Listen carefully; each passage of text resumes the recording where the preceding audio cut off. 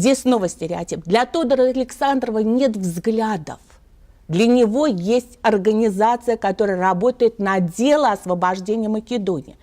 И здесь уже, опять-таки, не важно, с кем вы будете сотрудничать. Важно, чтобы это было на пользу организации. И если Александр Стамболийский был против организации, соответственно, Тодор Александров против Александра Стамболийского. Почему он поддерживает Александра Цанкова, которого все представляют реакционером и фашистом? Да потому что Александр Цанков нуждается тоже, как и Коминтерн, в вооруженной силе Тодора Александрова с тем, чтобы прийти к власти. И тогда Александров надеется, что раз он привел к власти, он имеет право теперь иметь льготы в том плане, чтобы влиять на политику правительства в интересах государства македонского, который представляет македонская организация.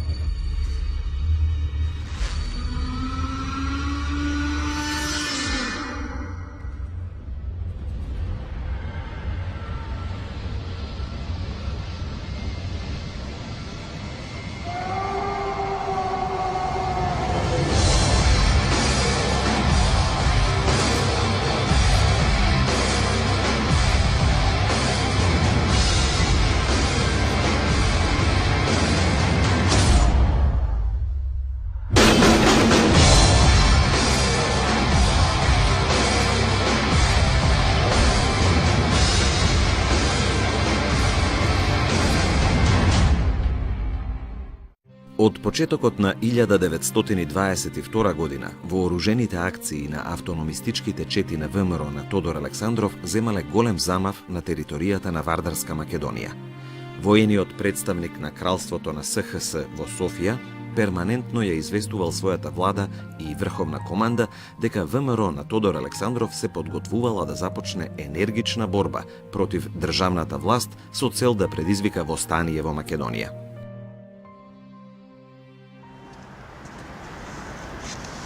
Во ваков дух била изјавата на Тодор Александров дадена за романскиот весник Универзум. Кога Македонија ќе реши да превземе акција, таа нема да ги поведе своите сили од Бугарија, туку од другата страна, од цела Македонија.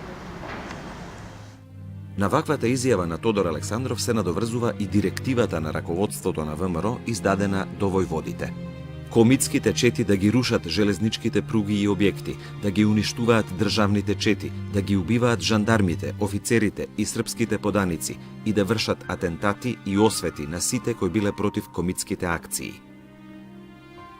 Тодор Александров во едно циркуларно писмо од 26. мај 1923 на јавноста и дал на знаење дека Тодор Александров е жив и здрав, се наоѓа во Македонија меѓу борците и продолжува да ја раководи револуционерната борба внатре за извојување на независност на распарчената и поробена борбена татковина. Работата оди добро и внатре и надвор. Македонското прашање го привлекува вниманието на целиот свет и на дипломатите. И нема да помине многу време. Борбена Македонија ќе извојува својата слобода. Напред, смело во борбата.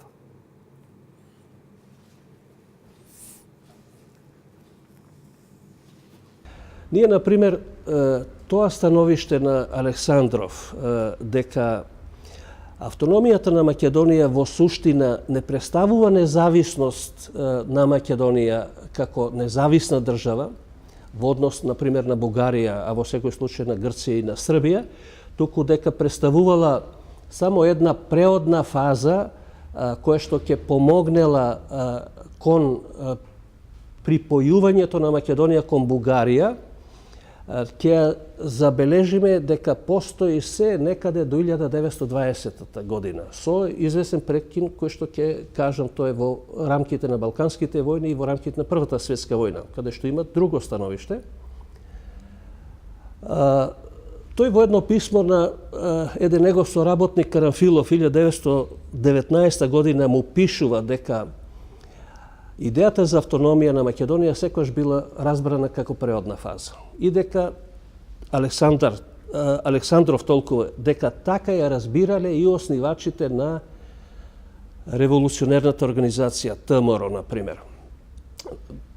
Мислејќи на Гоце Делчев, на Дамјан Груев, на Татарчев, мислејќи на Петар Попарсов и слично, меѓутоа сметам дека Александров тука го пренабрегнува фактот дека основачите во уставот на ТМРО од 1896 година зборува за полна политичка автономија на Македонија, што значи друг синоним за независна држава. И здесь происходит трагедия сталкивания дуализма в создании Тодора Александрова. С одной стороны, он македонский патриот, который выступает за независимую и объединенную Македонию. С другой стороны, он признает себя как болгарин, и он хочет быть лоялен по отношению к болгарскому государству. Му припишуваат врски со Бугаријата. Врските се нормални и физички се врските на сите војводи во Македонија. Од Еленеското востане или почувајќи од формирањето на ВМ. Македонија немала сојузник. Нити една голема сила никогаш не застанала зад Македонија. Македонските револуционери морале да барат сојузник. Единствен кој им понудил рака, финансиска и друга помош во овој период била Бугарија и бугарската држава. Морале да барат сојузник. Значи, тоа е основата на целата таа двојство кое постои кај одредени македонски револуционери во нивната програма, стратегија, во нивната борба и така натаму. Значи, кај нив, прашањето е за целокупна Македонија. Дали ќе биде во рамките во Бугарија, дали ќе биде самостојна, во било која подосна се јавува нели идејата за било поширока Балканска федерација и така натаму, но идејата да се сочува целоста на Македонија, значи во етногеографските граници на Македонија и суштината на тоа двојство тука треба да го бараме, во нивната потреба да ја сочува целоста на Македонија. Но он хочет соединить эти две идеи, чтобы Болгария помогла в борьбе за независимую объединенную Македонию. Но Болгария – побежденная страна. Болгария – страна с минимальной армией. Большинство, если вы посмотрите на политическую сцену, большинство активных политиков – это бывшие офицеры, ставшие офицерами запаса. Значит, Болгария переживает настоящую трагедию. Не случайно это называется национальная трагедия. Переживает поражение после Первой мировой войны. И здесь она не может ничем помочь выполнению идеи создания независимой объединенной Македонии Тодору Александрову. Тој период е период на најголемата демистификација на Тодор Александров. Ако претходно имавме една мистификација, која што за жал траеше до 90-тите години на векот, а за жал и во првите 10 години на независната македонска држава, се правеше една свесна мистификација за Тодор Александров. Дека бил таков, ваков, главорез, ова, тоа и што не.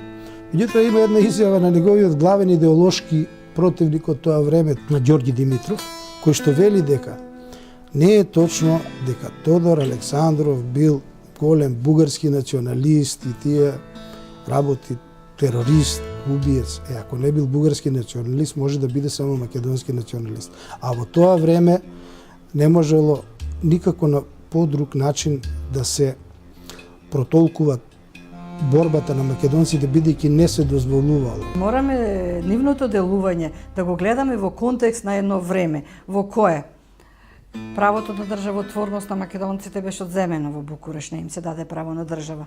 Истото се повтори во Версај. Значи, народот беше изложен на насилство, од физичко до духовно истребување.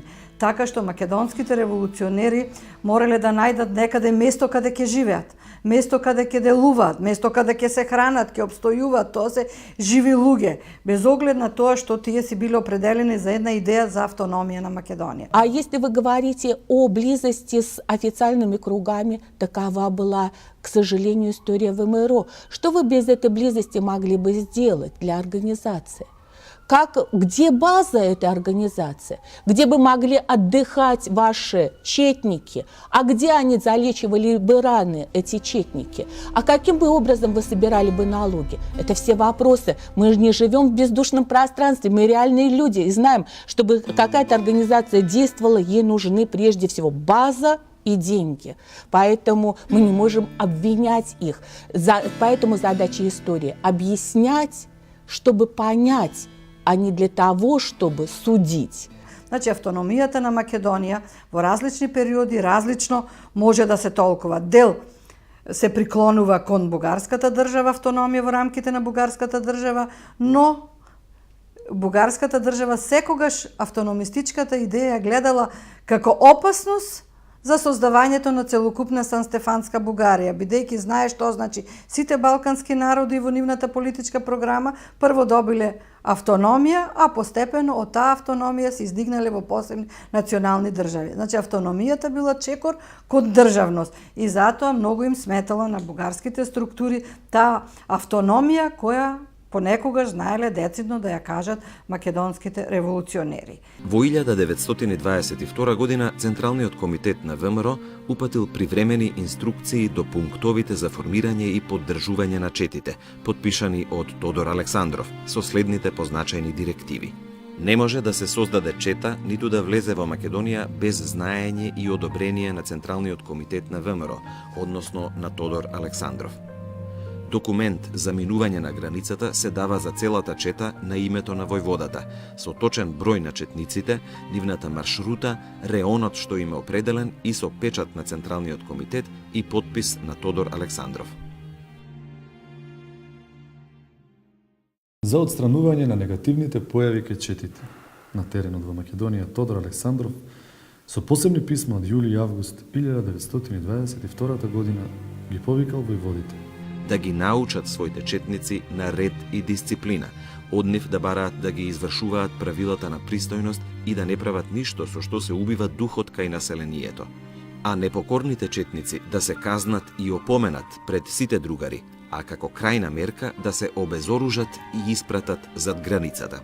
Со желба да се осигури имотот и честа на членовите на ВМРО, Тодор Александров издал наредби во кои меѓу другото им се забранувало насилно одвлекување моми, како и наметнување за жена на момче кое што не ја сака или бара, женитбите да се одржуваат само ако момата и момчето се сакаат еден со друг или доброволно се согласат да се земат. Во октомври 1922 година Тодор Александров во името на Централниот комитет на ВМРО излегол со мемоар до Друштвото на народите во Женева и до председателите на владите на големите сили.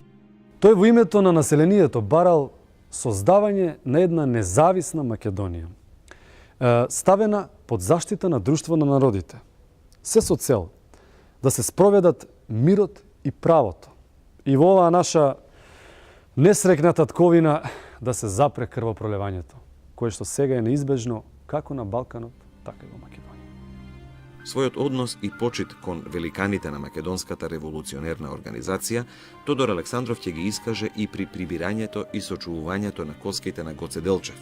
Во таа пригода, тој во писмото до Михаил Чаков од 2 август 1923 година напишал: Пријатен долг ми е да ви искажам особена благодарност од името на другарите борци за независна Македонија и од мене за оваа патриотска идеја да ги соберете и да ги сочувате светите коски на нашиот голем учител и водач Гоце Делчев, еден од основачите на ВМРО, и да го погребате во својот дом како светец.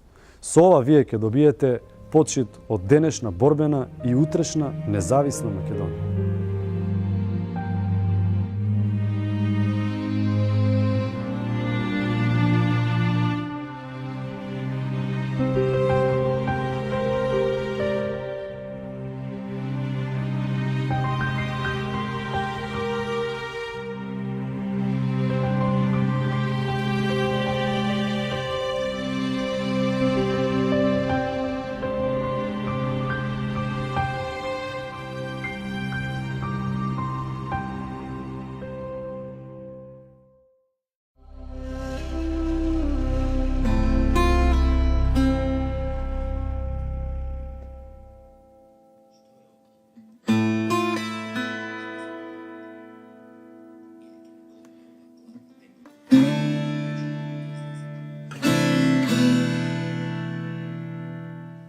Во почетокот на 1922 година настанал раздор, расцеп во редовите на ВМРО. И оттаму се одделила една група предводена од Глигор Циклев, Тодор Паница, Стојан Мишев, Славе Иванов. И тие формирале нова организација, која што ја нарекле Македонска федеративна револуционерна организација. Ова федеративна револуционерна организација започнала жестока борба против автономистичката организација на Тодор Александров. И ова федеративна организација ја прифатила политиката и соработката пружена од земјоделската влада на Александар Стамболиски на кралството СХС. И во тие, јас би рекол, идейни струења, бидејќи не треба да се заборави дека федеративната организација, Македонската револуционерна федеративна организација, начело со Паница, со Слави Иванов, со Стојан Мишев, тие во борбата со автономистичката ВМРО, тие примени и вооружени средства, односно создадоа своји чети, федералистички чети, кои што навлегува на теренот во Вардарска Македонија и почна да се пресметуваат во четите на автономистичката ВМРО. Тие на некој начин беа и стапи во служба на земјоделската влада на Стамболиски, кој што се разбира во договор во сојуз со владата на кралството на србите, хрватите и словенците се стремеше, се обидуваше, и тоа и го направи, да ја забрани ВМРО во границите на Бугарија, да ги забрани со познатата Нишкиот договор од март 1923 година, да ја забрани активноста на ВМРО во границите на Бугарија. Во декември 1922 година Тодор Александров испратил ултимативно писмо до федералистите, во кое ги обвинувал за предавници, странски шпиони, странски платеници, престапници, и им изјавил отворено, им се заканил дека ќе ги употреби сите средства што ги има за да се пресмета со нив. Предизвикан од нивното отцепување од организацијата, а со цел зачувување на единството на ВМРО, Тодор Александров во едно писмо од септември 1922 година до Наум Томалевски, член на задграничното представништво на ВМРО, загрижено пишува: Жално е што нашиот народ толку лесно се дели, се оддава на разврат, на крајности, што е погубно за него. Историјата се повторува. Но јас длабоко во себе верувам дека ќе се најдат родолюбци кои ќе го запрат одењето удолу и ќе ни помогнат да тргнеме напред и угоре. Пресметувањата меѓу приврзаниците на федералистите и автономистичката ВМРО од есента 1922 година се претвориле во меѓусебно физичко ликвидирање.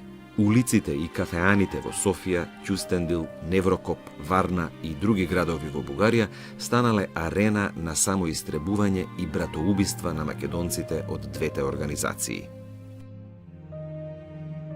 Со цел да го оневозможи влијанието на федералистите, кои со помош на земјоделската влада на Александар Стамболиски се утврдиле во градовите Неврокоп и Кюстендил, автономистичките чети на Тодор Александров најпрвин со помош на војводите Алеко Василев Пашата и Георги Атанасов на 16 октомври 1922 организирале масовен вооружен напад на Неврокоп и ги протерале федералистичките чети предводени од Тодор Паница, а на 4 декември истата година со помош на четите на Панчо Михајлов и Иван Јанев Брло и федералистите од Кюстендил.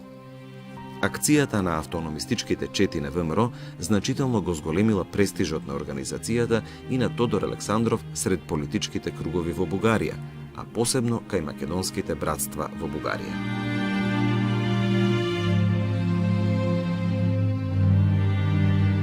Поголемиот дел од приврзаниците на федералистите, познатите комитски војводи и одцепниците од ВМРО, Стојан Мишев, Глигор Циклев и Мите Соколарски, во текот на мај 1923 преминале со свој чети во Вардарска Македонија и се ставиле на располагање на државните власти на кралството на СХС во борбата против автономистичките чети на Тодор Александров.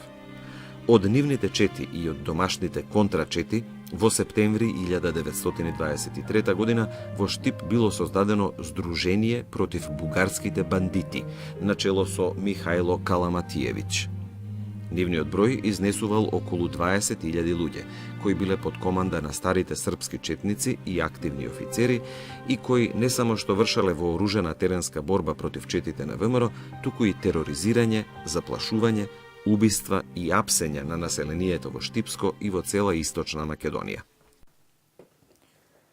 Чувствувајќи се доволно подготвен и сигурен во својата акција, тој на странските новинари им изјавил: пари доста собравме. Оружје во Македонија пренесовме колку што требаше. Од ништо не се плашиме, организирани сме добро.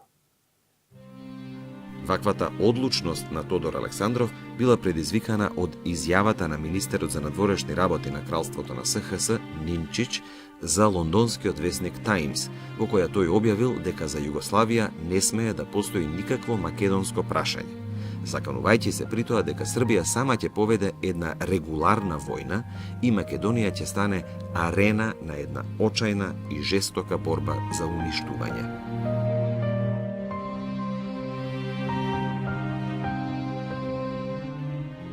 Во изјавата дадена на дописникот на весникот Таймс, Тодор Александров и самиот признал дека целта на ВМРО не е да анектира некаква територија, туку да го направи животот на владеечките власти невозможен, изјавувајќи при тоа дека водењето партизанска војна е единствено нејзино средство за борба.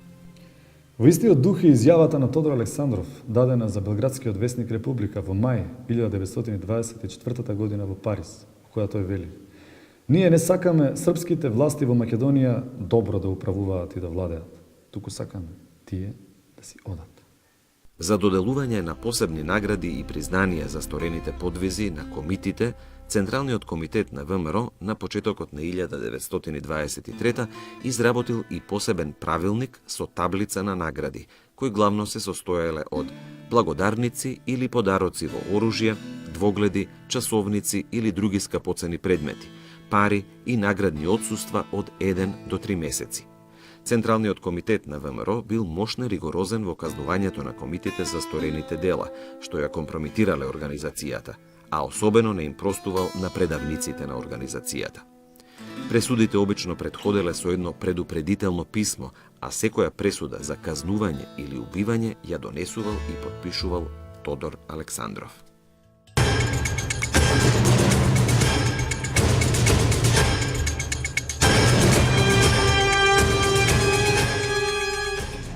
Во периодот пред одржувањето на парламентарните избори во Вардарска Македонија, Тодор Александров за прв пат покренал иницијатива за создавање на македонска парламентарна група во Народното собрание во Белград. Во тајните циркуларни писма од 9 февруари и 20 март 1923 година, испратени до раководителите на окрузите и до околиските војводи во Вардарска Македонија, Тодор Александров им сугерирал да им се дозволи на членовите и на симпатизерите на ВМРО во секој округ да кандидираат на листите на српските партии добри, честни и смели родолюбци. Тодор Александров бил прагматичар. Тоа го докажува и повикот на внатрешната македонска револуционерна организација и лично подпишан од Тодор Александров за време на изборите во кралството на СХС во 1920 година, и општинските и парламентарните избори. Од име на Централниот комитет на ВМРО се подпишал Тодор Александров во еден повик до неговите сограѓани во Штип да гласаат за припадниците на Комунистичката партија на Југославија, затоа што Александров сметал дека од сите политички партии во кралството на СХС комунистите имале колку толку правилен став во поглед на македонското прашање. Александров сметал дека доколку влезат некои пратеници од територијата на Македонија во парламентот на кралството на СХС, а ако се македонци по националност, тие треба да формираат посебна македонска парламентарна група која што со тек на времето требала да ги артикулира барањата за решавање на македонското прашање, односно да ги пренесува лично и ставовите на ВМРО и на Тодор Александров во поглед на македонското прашање. Кога ќе се конституира собранието во Белград, избраните македонски пратеници да се откажат од партиите на чии листи се избрани и да се прогласат за посебна македонска парламентарна група. Во писмата тој препорачувал сите избрани пратеници и членови и симпатизери на организацијата да поднесат писмени изјави до Централниот комитет на ВМРО дека се задолжуваат да го покренуваат од говорницата на Народното собрание македонското прашање, инсистирајќи за создавање целокупна независна Македонија. Вооружената активност на четите на ВМРО особено се засилила во периодот на преземањето на заедничките мерки на владата на Кралството на СХС и на земјоделската влада на Александар Стамболиски за забрана на комитските акции во Вардарска Македонија. Тоа е периодот кога Вардарска Македонија, сегашниот дел на Македонија, е под жестока српска окупација. Тамошните македонци немаат апсолутно никакви права и се изложени на жесток чин на асимилација. Српската колонизација во Македонија се спроведува во периодот меѓу двете светски војни со цел асимилација и денационализација на македонскиот народ. Српската политика настојувала во Македонија да насели така наречени национално свесни елементи, односно учесници во Балканските војни, докажани борци за српството кои требале да го асимилираат македонскиот народ. Покрај нив се разбира, покрај ова српска колонизација која требаше да ја разбие етничката целост на Македонија, исто така постоеше еден силен репресивен полициски апарат, бидејќи од 17.000 џандари во Југославија 12.000 беа сместени во Македонија, што значи имаше еден огромен систем на терор и насилство. Четите на ВМРО презеле бројни вооружени напади во источниот дел на Вардарска Македонија. Така, во јануари 1923 година, комитската чета под водство на војвода Иван Јанев Брло го нападнала и запалила селото Кадрифаково, убивајќи притоа 23 колонисти и членови на нивните семејства. Тоа е било повод Тодор Александров отворено со специјално писмо да им се закани на колонистите во Македонија да се вратат таму од каде што дошле. Исто така им напишал дека вас ќе ве снајде истото што ги снајде некој од србите таа вечер во село Кадрифаково. На крајот од писмото напишал дека нема да ги остави намира управниците на распарчена Македонија, дека нема да има мир на Балканот, се додека не се создаде една независна Македонија. Исто така, тој напишал дека нема да запрат крвопролевањата додека честно и совесно не се исполнат 14 точки на Вилсон. Како одговор на засилените комитски напади, а пред се за да се одмазди за убиствата на колонистите во село Кадрифаково, по наредба на жупанот Добрица Матковиќ во село Гарван, Радовишко, на 3 март 1923 биле застрелани 28 селани, меѓу кои и 3 деца од 13 до 18 години, а на селото било стрелано со артилериски оган. ВМРО во Пиринска Македонија била организирана со полувоен карактер, еден вид помошна организација за вооружените акции во другите два дела на окупирана Македонија. Тодор Александров во името на Централниот комитет на ВМРО на 22 август 1922 година упатил циркуларно писмо до раководителите на окрузите и до околиските нелегални групи во Пиринска Македонија. Тој во циркуларното писмо од името на Централниот комитет на ВМРО им соопштил дека решил да се обнови и да се реорганизира организацијата во тој крај како помошна на ВМРО, со цел да ја помага морално и материјално ВМРО во деловите на Македонија поробени под Србија и под Грција. Во писмото тој исто така изјавил дека ВМРО е самостојна и безпартиска организација и нема да се меша во партиските борби на Бугарија.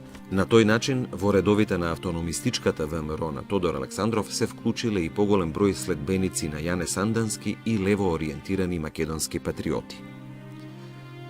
Централниот комитет на ВМРО на 5 септември 1922 со подпис на Тодор Александров донел привремени наредби во кои за прв пат Пиринска Македонија ја нарекува Македонија под бугарска власт и во кои ги известил дека организацијата се обновува и се реорганизира како помошна на револуционерната организација во деловите на Македонија поробени од Србија и од Грција, а со заедничка цел единствена внатрешна македонска револуционерна организација и создавање една автономна или независна држава од цела Македонија во незините етнографски и географски граници.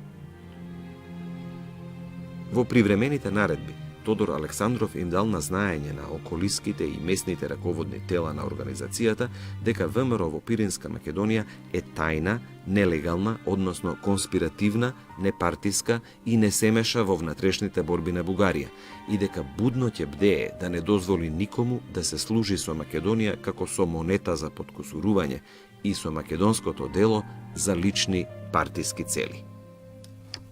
Кон крајот на 1922 година, автономистичката ВМРО на Тодор Александров наполно ја презела контролата на политичката состојба во Пиринска Македонија, претворајќи го овој дел на Македонија во основна база на својата организација.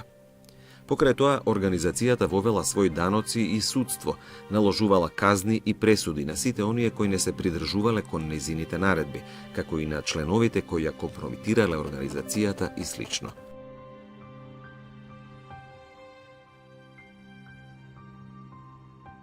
На 20 декември 1922 година Централниот комитет на ВМРО упатил циркуларно писмо до пунктовите началници, до раководителите на окрузите и до околиските војводи во Пиринска Македонија, подпишано од Тодор Александров, во кое им се укажало да ја извршуваат најстрого следната наредба: никој не може да испраќа во Македонија лица или групи без претходно одобрение на некој од членовите на Централниот комитет. Во циркуларното писмо строго биле пропишани трошењето на средствата на организацијата, неопходното снабдување на четниците со алишта и оружје, определувањето на издршка за четниците кои доаѓале на одмор, како и на ранетите и болни четници и на нивните семејства, определување на времетраењето на одмор на војводите и на четниците и друго.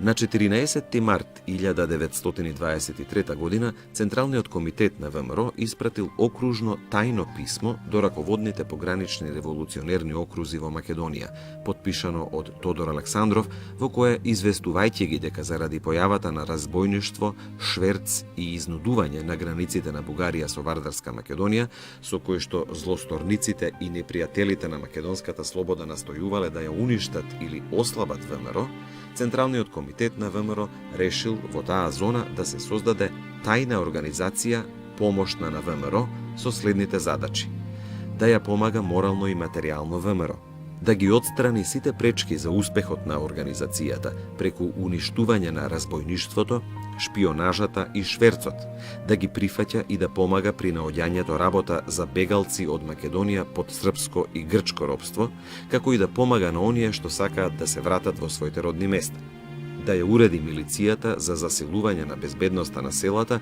и границата против напади од кратци, шверцери, разбојнички банди и друго. На крајот на окружното писмо, Тодор Александров на раководните погранични окрузи им дал на знаење дека помошната организација во таа зона, како и ВМРО, е самостојна, непартиска организација и дека не се меша во внатрешните работи на царството Бугарија, ниту пак зема страна во партиските борби таму. На 14 ноември 1923 Централниот комитет на ВМРО упатил окружно тајно писмо до раководните окрузи, околиските војводи во Македонија и до задграничните представници и пунктови началници зад границата со подпис на Тодор Александров, во кое, подсетувајќи ги на правилникот на ВМРО, дека сите членови, без разлика на функциите што ги имаат, се должни како во однос на делото, така и во приватниот живот, да бидат примерни и безпрекорни, и дека пијанството, развратот, лагите, крадењето, своеволијата и злоупотребите од позиција на организационен работник се прогонуваат и казнуваат, им укажал дека ВМРО многу се заселил и си создал добро име и престиж, не само кај населението во борбена Македонија и кај другите незадоволни народности во Југославија и Грција, туку и кај општественото мислење во Европа и во Америка. Укажувајќи дека тие успеси организацијата ги должи освен на создаденото единство во незините редови и на високиот морал кај незините членови, како и на цврстата и строга дисциплина, Тодор Александров обрнал внимание дека е неопходно да се зачува високиот престиж, кој што ВМРО го извојува со толку многу усилби и жртви, за да може таа да ја постигне својата крајна цел – независноста на Македонија. Укажувајќи во окружното писмо дека сите раководни лица и тела треба строго да ги извршуваат наредбите на организацијата, Тодор Александров со тага истакнал дека некои нелегални дејци и бегалци, поранешни легални членови на организацијата, вршат непристојни дела зад границата, како пијанство, разврат, насилство, расипништво, носат големи коси и бради, носат оружје и беснеат со него, некои пак се оддаваат на искушение и се ставаат во услуга на лични интереси и користи. Со тоа го компромитираат доброто име на сите дејци, како и престижот на ВМРО и на тој начин му штетат на ослободителното дело. Давајќи насоки за нивно надминување и извршување на неопходните директиви, Тодор Александров окружното писмо го завршил со следниот апел. Распарчената и поробена татковина бара честност, верност и самооткажување од своите чеда. Затврстувајќи ги своите позиции во Пиринска Македонија, својата главна политичка акција Тодор Александров ја насочил против политиката на земјоделската влада, која била против комитските акции на ВМРО. Тој настојувал со сите расположиви средства да ги попречи политичките и дипломатските мерки на Александар Стамболиски за зближување со кралството на СХС. Насочувајќи го својот главен удар против председателот на земјоделската влада Александар Стамболиски, Тодор Александров на 10 април 1923 му упатил последно предупредување во кое се заканил дека ако во Македонија под бугарска власт, односно во Пиринска Македонија, испратите разбойници, федералисти и оранжевогвардејци, ВМРО ќе го смета одговорен заедно со неговите министри и истомисленици. Прв на удар бил Александар Димитров, министер за внатрешни работи и на војската, еден од најблиските соработници на Александар Стамболиски, кој добил задача да ја парализира и да ја осуети секоја акција на автономистичката ВМРО и во договор со председателот на владата на кралството на СХС, Никола Пашиć, да ги прекине комитските вооружени акции на ВМРО, кои според нив представувале единствено јаболко на раздорот меѓу двете соседни земји. Во септември 1920 година Тодор Александров на Александар Димитров му испратил застрашувачко писмо, насловено како прво предупредување, во кое му напишал: заради мерките што ги превземал против автономистичките чети и заради формирање на федералистичките чети и нивно испраќање во Вардарска Македонија, тој му се заканил дека без друго ќе се ја скрши главата. А на 21. октомври 1921 година тој бил убиен од војводите Панчо Михајлов и Иван Јанев Брљо. На 3 март 1923 Централниот комитет на ВМРО со подпис на Тодор Александров објавил пресуда на Рајко Даскалов, кој го заменил Александар Димитров на местото министер за внатрешни работи, во која го обвинил дека тој сакал да ја уништи ВМРО, да ги убие незините водачи и да ја остави Македонија вечно под туѓо робство.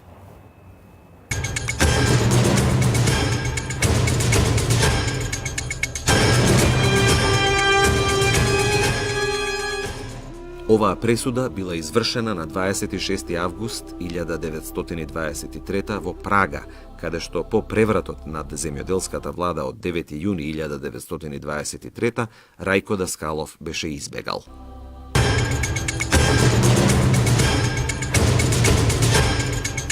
Во преговорите при подпишувањето на документите, Тодор Александров барал рок од најмалку 1 месец за објавување на Мајскиот манифест, за да го сондира мислењето во раководството на организацијата, давајќи до знаење дека сака манифестот да го стави на разгледување на Општиот конгрес на ВМРО.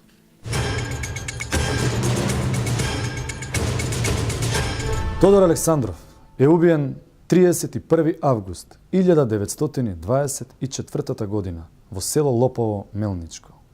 На пат да присуствува на Конгресот на Серскиот револуционерен округ, на кој меѓу другото требало да се расправа за Мајскиот манифест и за недоразбирањата во организацијата.